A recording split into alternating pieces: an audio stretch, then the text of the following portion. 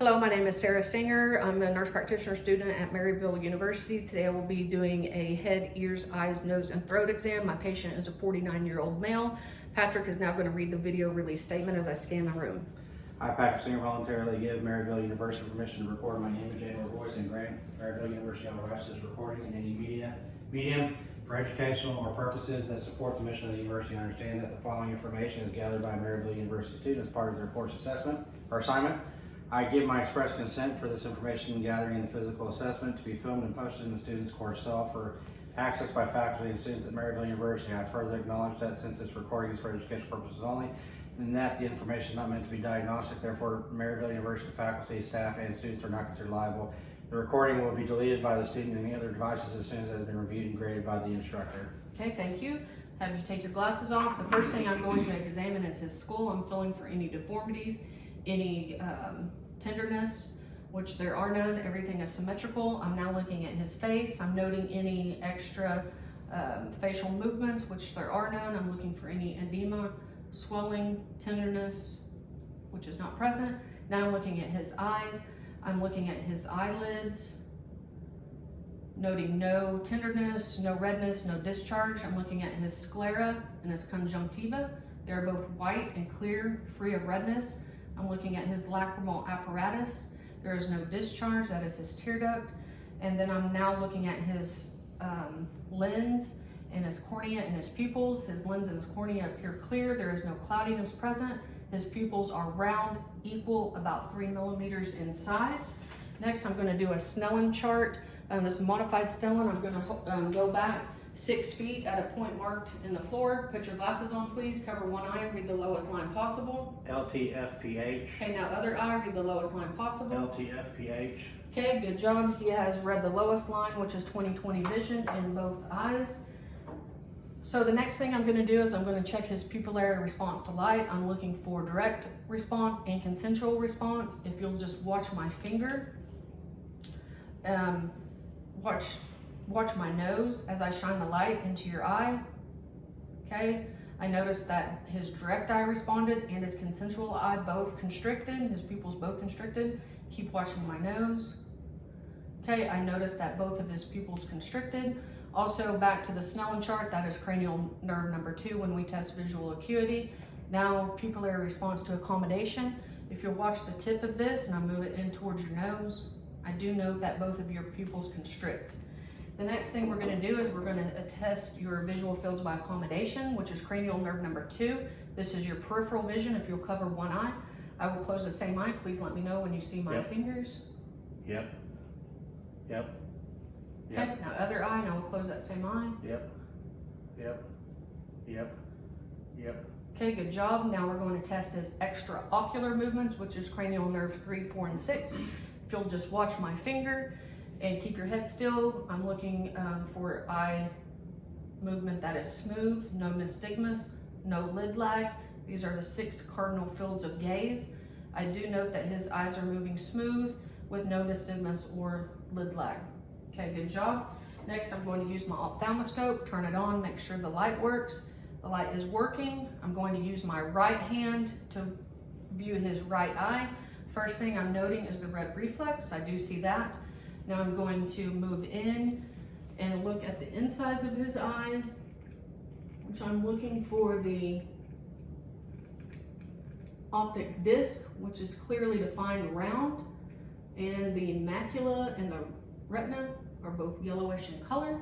So you can take a blink, and then we're going to do this on the other side. I will examine his left eye with my left hand, looking for the red reflex present.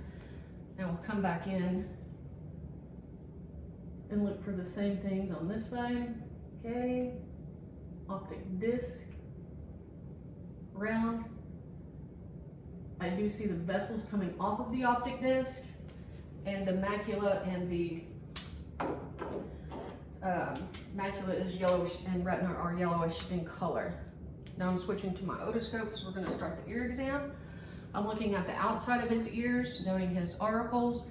Everything is symmetrical, no lesions, no tenderness. Looking at the inside of his ears, I don't see any drainage, no foreign bodies. Looking in this side, no drainage, no foreign bodies. Then I'm going to look on the inside of his ear with my otoscope, making sure that my light is on. If you'll turn and look this way, I'll pull up and back on his ear slightly, insert my otoscope. I see that his tympanic membrane is pearly gray in color, and there's no fluid behind there. There's no redness, no bleeding. So I'm gonna look on this ear, inserting the otoscope, tympanic membrane intact, pearly gray in color, no fluid behind his tympanic membrane. And everything is no redness, no inflammation. Okay, so the next thing that we're gonna do is we're gonna do a hearing acuity test, which is cranial nerve number 8. And I'm gonna go behind him, please cover with, I'm gonna whisper a 2-syllable word. Garden. Okay, now do the other side. Summer. Okay, he was able to hear both those words. Now we're gonna do a Weber test as I strike the tuning fork. Please tell me if you hear that in both ears equally or if it's better in one ear. Equal. Okay, now I'm going to test with the Renee test, the difference between bone conduction and air conduction. I'm gonna strike my tuning fork, put it on your mastoid bone. Please tell me when you no longer hear the sound. Okay. Okay, now I'm holding it up next to your ear. Okay. Okay, we'll do it on this side. Back to your mastoid bone. Please tell me when you no longer hear the sound. Okay. Now up to your ear. Okay. Okay, that is correct. He heard the air conduction twice as long as the bone conduction, that is what is supposed to happen. Okay, so next we are going to do, I'm looking at his nose. I'm noting that there are no deformities, no redness. I'm gonna palpate his nares. I do not feel any obstructions. There are no tender spots, no discharge.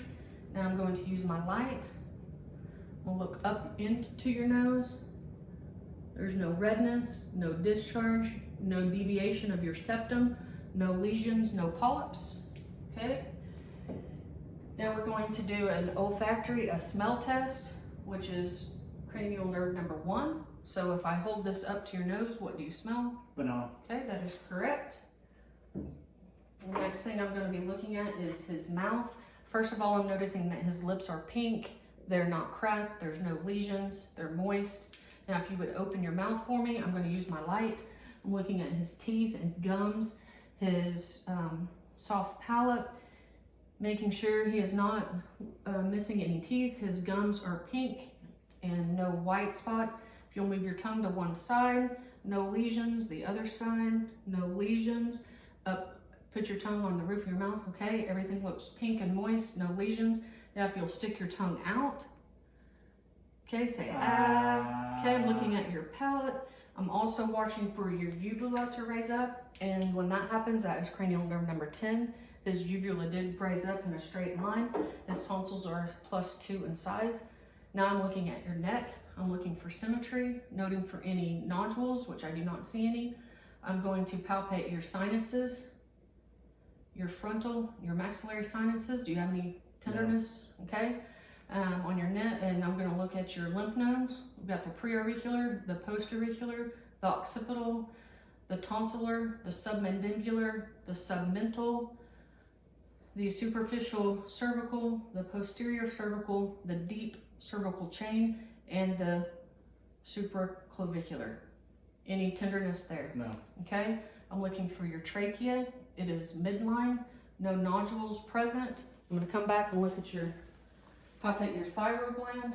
It is no nodules present, no inflammation. Please swallow.